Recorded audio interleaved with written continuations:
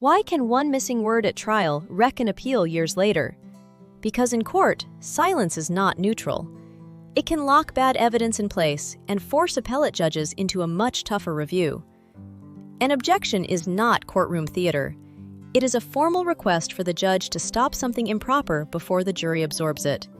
That usually means hearsay, irrelevant proof, or a flawed question. But it also creates the record that an appellate court will later read. Think of it like a seatbelt latch.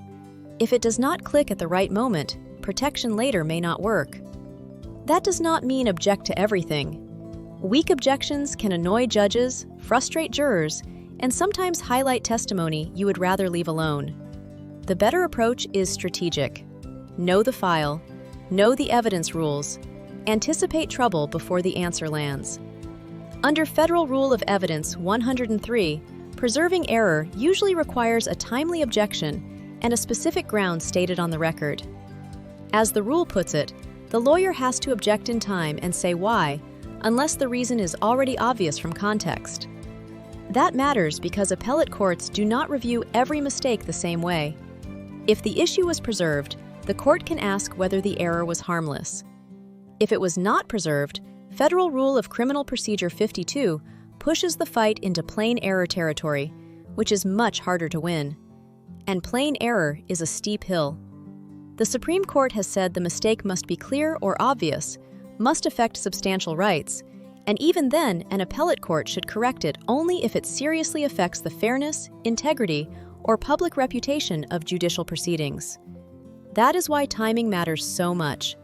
A lawyer who objects promptly is not just trying to win a moment in front of the jury. The lawyer is choosing the standard that may govern the entire appeal years later. A Second Circuit case shows the danger. In United States v. Johnson, the court criticized an agent's testimony as improper because it carried hearsay and opinion problems, but the defense had not objected. On appeal, that meant plain error review, and the conviction stood. The warning from the case is stark. The panel suggested that a timely objection could have changed the analysis. There is another practical piece here too.